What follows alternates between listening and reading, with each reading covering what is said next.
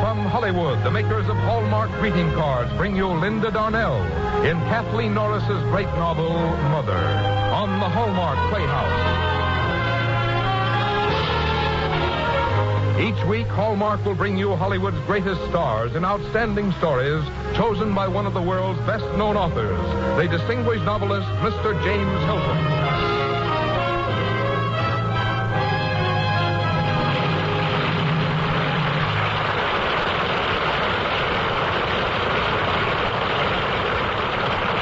Good evening, ladies and gentlemen. This is James Hilton.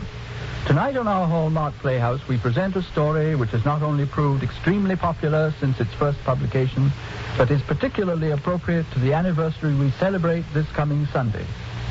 Kathleen Norris's novel, Mother, as its title informs us about as simply as a title can, is a warm-hearted glorification of that human relationship which is so close to us all the year round, but which, on the second Sunday in May each year, we bring, as it were, into special focus. There are few writers who do this sort of thing better than Kathleen Norris, who wrote many, many popular novels, of which the one we've chosen for tonight seems to have been the bestseller of them all. We're additionally lucky tonight to have as our star that delightful Hollywood actress, Linda Darnell.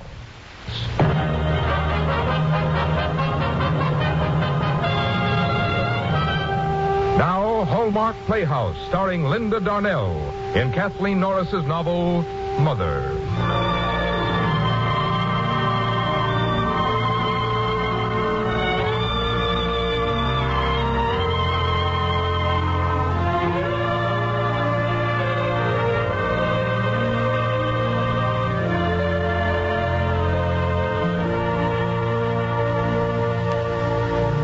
The house was old, and the stairs groaned and wheezed with the complaints of the old. The furniture was cheap, grown shabby with the years, and the smell of cooking clung to it. The 7 Paget children and their father and mother lived in the house. Margaret was the oldest. She hated the house, had hated it for quite a long time.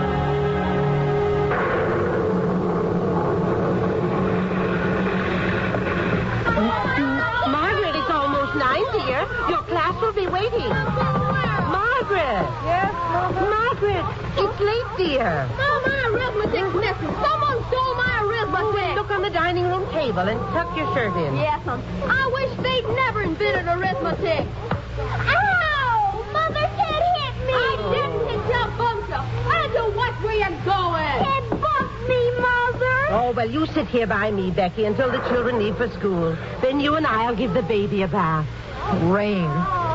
That means the classroom will be full of wet clothes, and the stove won't work, and the schoolyard will be full of mud. Why, Margaret, that doesn't sound like you. Oh, Mother, don't you ever get sick of the drudgery of cheap clothes and cheap dishes and cheap furniture? Don't you ever get sick of poverty? Margaret, I've never felt poor.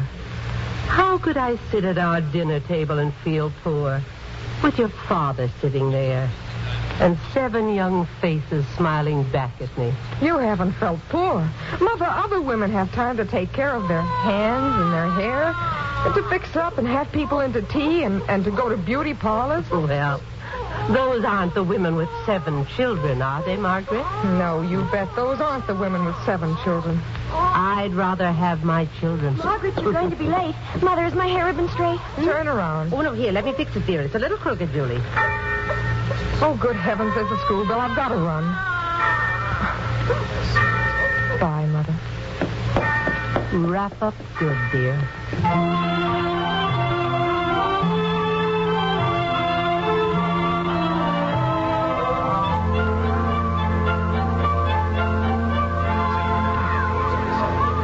Margaret, you're going home to lunch in this rain? No, I don't think so, Emily. I thought I'd just fix some tea here in the teacher's room. I think I'll join you. My class certainly acted up today. I guess it's the weather. They're sure making a racket this noon, aren't they? been hit. What? Come on. Oh, good gracious. Help as quick as you can. Let me through. Children, stand back, children. Let me through. Margaret, his little Dorothy Scott. I can see her in the road. She's crying. Children, stop that screaming. Be still, every one of you. Be still. Oh, I don't think she's badly hurt. She ran right in front of the car. I wasn't going very fast. She won't let anyone near her. Dorothy, don't cry like that. Now, look, put your arms around my neck. That's a good girl. Now, let me pick you up. Now, Dorothy, don't you cry like that. Dorothy, you're not hurt. We must get a doctor. Was she run over? No, she just fell against the car. Oh, well, my mother always says that no child that can cry is badly hurt, but we'll have the doctor come over to be sure. Children, I want you all to go back to your classrooms. Dorothy's had a bad scare, but she's going to be all right. And I want you to see how quiet you can be. Emily, may my class go in with yours for a while? Of course, Margaret. Children, form lines now. Yes, ma'am. Form lines. You're all I'm hurt. I know, Dorothy, but you're all right now. Oh, Ted, you run down the street and ask Dr. Potts to come over, will you? Yes, Margaret. And we'll go inside and wait for the doctor. May I come with you? Of course. I'm heavy. My name is Paget. Yes, you are, Dorothy. We'll go right in the principal's office. She isn't here today. This is the door. Would you mind opening it? No, of course not. Now, Dorothy. Now, dear, we'll just put you here in this big chair. I was hurt. Yes, we know, Dorothy. Oh, if you'll sit down, Mrs. Carbold. Mrs. Carbold? You say that as though you know the name. Well, I imagine that everyone who reads the society section of a newspaper must know your name. I was driving through Weston to visit some friends upstate. What is your name, my dear? Margaret Paget. Well, Margaret, you managed this whole situation very capably just now. You got the children back in their rooms, and you averted what might have been a very hysterical situation. Do you like teaching, Miss Paget? No, not really. You don't? Well, why don't you come to New York and do something else? Well, I'm afraid that's easier said than done. I don't know anyone in New York. Well, I'm sure you're far too clever and good-looking to waste your life down here. I tell you, Miss Paget, my personal secretary is leaving me to get married. If you care for the position, we might be able to come to an agreement. If I'd care for it? I have 2 small daughters. You could help them with their studies when they're home from school. Other than that, it would be secretarial work. I'd expect you to travel with me wherever I went, of course. Oh, it sounds like a dream. Oh, come in. Hello, Margaret. Oh, come in, Dr. Potts. Oh, Mrs. Carbold, may I present our doctor, Dr. Potts? How do you do, Doctor? How do? Well, Dorothy, what happened to you? I got hurt. Well, now, let's have a look at you. Stand up. Mrs. Carbold, if you think I do... We'll put it on a trial basis, but I'm sure you will. Oh, well, then as soon as I can make arrangements here, I'd love to have the position.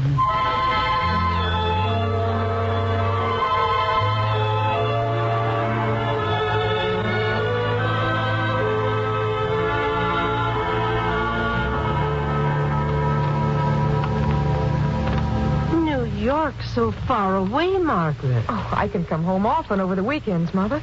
And just think, I won't have any living expenses. I can send much more money home. Well, you'll have a fine house now. And all the things you've been wanting. Someday you'll have a fine house, too, Mother. Someday when we're all grown up, between us, we'll be able to give you everything you've ever wanted. I'm afraid you'll never be able to give me then what I have now. But you don't have anything now. That's the trouble. Margaret, don't be too impressed by wealth and position, dear. They're nice to have, but they aren't everything. We've got position, Mother.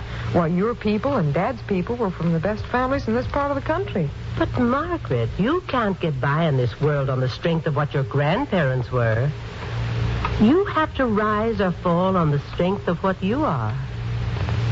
Oh, Margaret, You worry me sometimes, so. I'll be all right, Mother. I hope so, dear.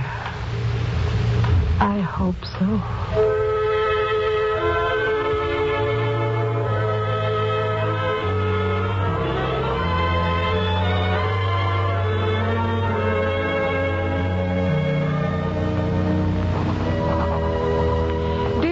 and all. I'm writing to you from my suite at Mrs. Carbow's.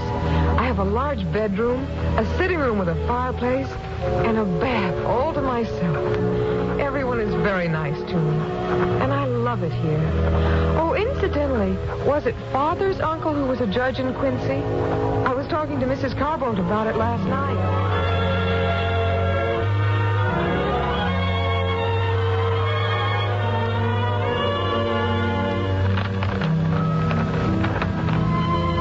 Dear Mother and all, the days go so fast here that sometimes it's hard to keep track of them. We're sailing for Europe next week. The children are to be put in school in Switzerland. And Mrs. Carbold and I are going to spend the summer in Italy. Can you imagine? Italy. Italy. Gee, that's a long way from us, isn't it, Mother? Yes, son. Italy's a long ways from us.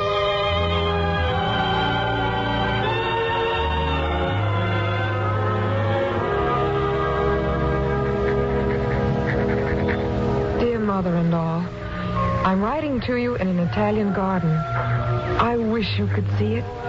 Just beyond the garden walls, the cliffs slide down to a blue Italian sea, and now and then you can hear the voices of the fishermen. We've been here a month now, and I've met someone. His name is John Tennyson. He's an American professor over here on a lecture tour. He's tall, and he has brown eyes, and a kind of a smile that makes you forget what he's saying. Margaret. Oh, he's coming now. More later. Love, Margaret.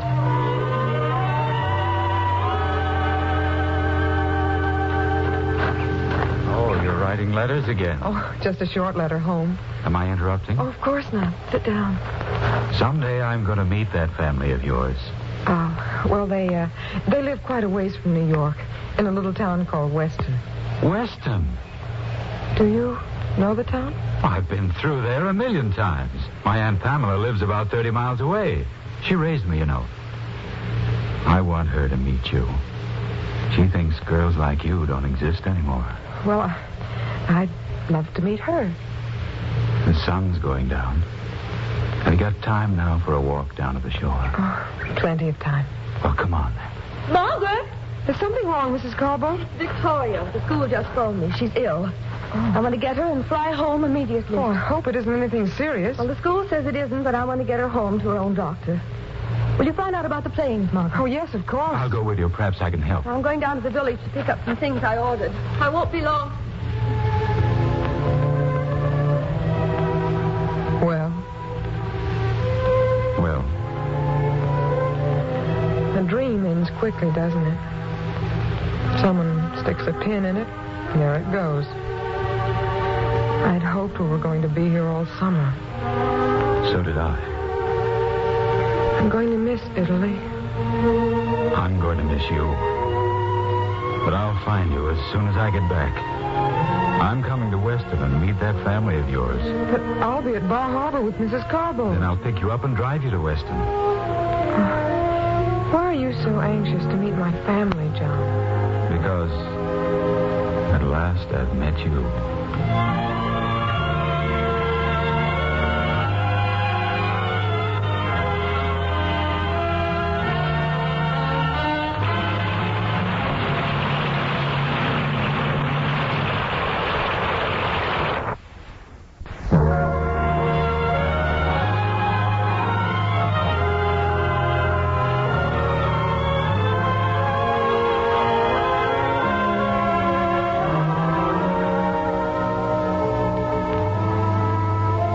Margaret and Mrs. Carbolt flew home with the children. Victoria recovered almost at once, but it was late August before Margaret managed things so that she could get home for a visit. She didn't tell anyone she was coming, and the front part of the house was empty when she walked in, except for the flies that had come in through the holes in the front screen. She looked around hopelessly. The springs were still broken in the sofa. The piano was still littered with books and magazines. Everything was just the same. She found her mother in the kitchen. Margaret!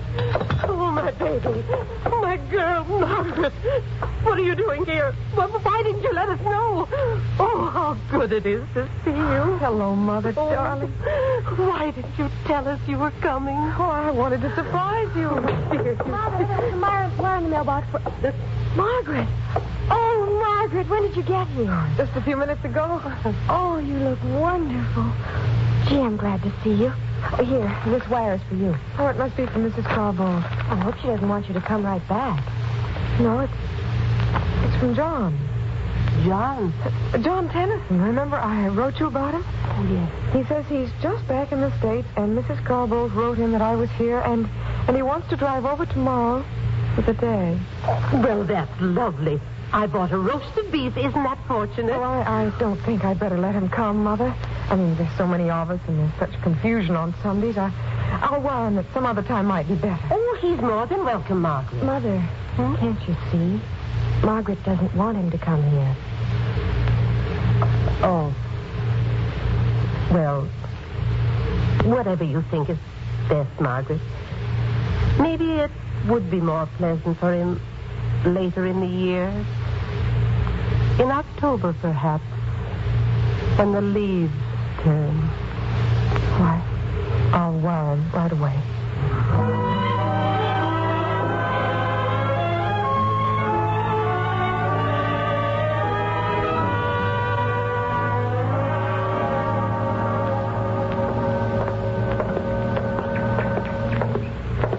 Well, Margaret, did you enjoy the sermon? Oh, very much, Dad. I'm sorry Mother couldn't come, though. Mother always feels she has to fuss for the Sunday dinner. Phew, today's a hot day. Yes, it's another scorcher. Look, Ted and Beck are out in the sprinkler in their bathing suits. I'd like to join them myself. Margaret, who's that man on the front porch? Oh, there is someone sitting there, isn't there? Oh, no. Oh, I sent him a wire. Be careful, don't catch your dress on the gate. Hello there. Hi, Margaret. We are wet. Come on in. John, nice to see you. I didn't get any answer to my wire, so I assumed it was all right to come. Oh, Julie, may I present Mr. Tennyson? Hello, Mr. Tennyson. How do you do? Father, Mr. Tennyson. My father, John. How are you, young man? How do you do, sir? Margaret, your mother invited me to lunch.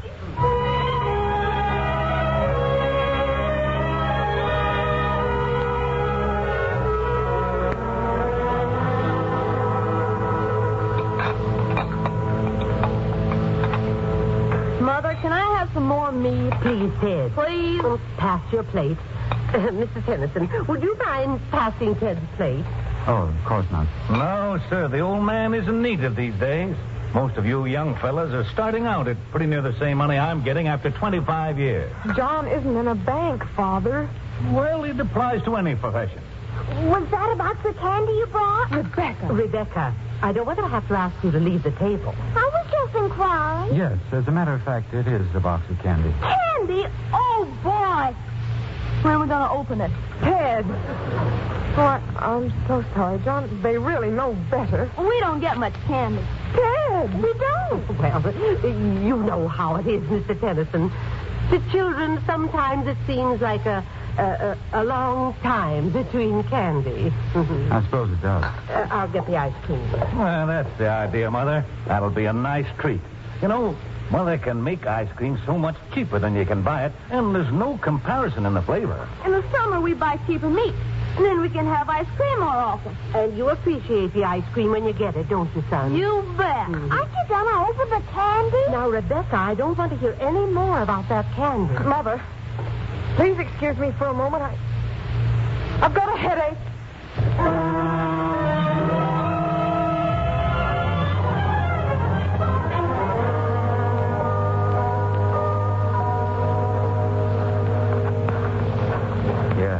Better give me your hand. The hill's getting steep.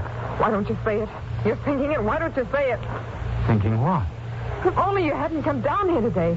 If only you'd gotten my wire. I didn't want you to come down here. The dust and the heat and the flies and the kids. Well, you wanted to know about my background. Now you know. What are you talking about? I'm talking about you and what you think. Do you want to know what I was thinking? I was thinking that life at Mrs. Carbold's must seem very dull and uninspired after all you've had here in Weston. After all I've had here. A wonderful, mellow old house like that's been lived in. A warm, friendly family. You can say that after that lunch? I hope your family didn't think I was an awful dope. I hardly opened my mouth, but I was having such fun listening to those kids. Oh, but they behaved so badly. Well, you can't expect them to behave instinctively like adults, you know. That only comes with time. And your mother. Margaret, I think your mother is one of the most beautiful women I've ever seen in my life. Oh, John. Look, the sun's going down. What does it remind you of? A garden in Italy. Yes. You know, I thought it was because it was Italy that the garden seemed so particularly beautiful. But it's the same way today. I think it's the most beautiful day I've seen in my whole life.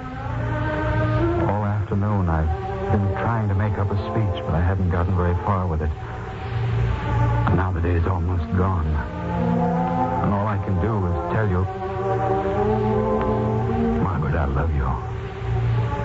Will you marry me?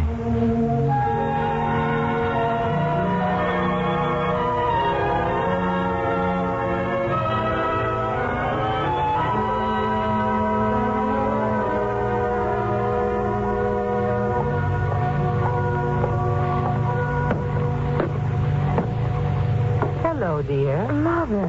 I thought you'd be in bed. I saw John to the train, and since then I've just been walking and thinking. It was so nice tonight. I thought I'd sit out here for a while.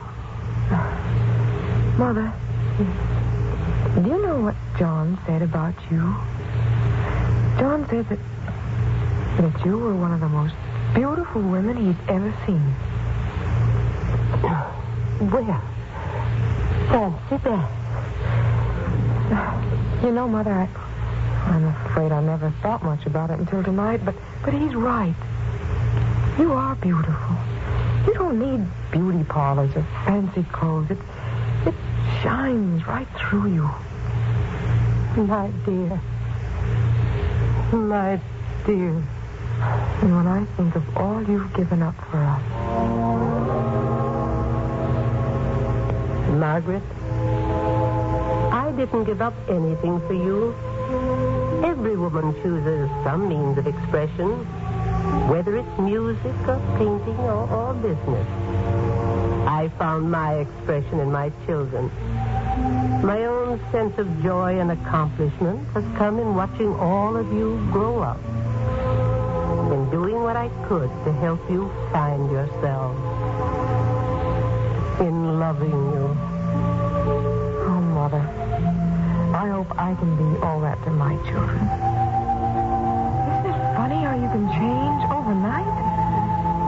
Well, I don't want any of the things now I wanted yesterday. There weren't any roots to the things I wanted yesterday. You're going to marry John? Yes. Yes, in June or July when he completes his lecture tour. And, Mother, I'm not going back to Mrs. Carbold. I want to come back here and take my class again. I want to be close to the family. And I want to be close to you. Oh, my child. My child. I want to learn the things you know about living. And I want so much for people to say of me. She is her mother's daughter. Welcome home, my daughter. Welcome home.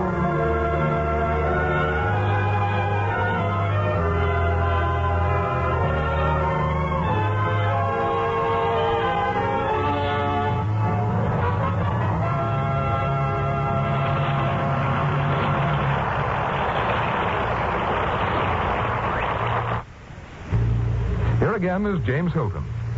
Thank you, Linda Darnell. One of the rewards of giving a fine performance must be knowing that it has pleased so many people. Tonight, Miss Darnell, you have earned that reward. You've not only pleased us very much, but I know you've pleased millions of others all around the country. Thank you, Mr. Hilton. And thanks to Verna Felton, who so beautifully played Mother. You know, it is rewarding to know that you've pleased an audience. And for the same reasoning, your Hallmark Playhouse must have won a lot of friends, like your Hallmark cards. We certainly hope so, because the Hallmark tradition is founded on friendship.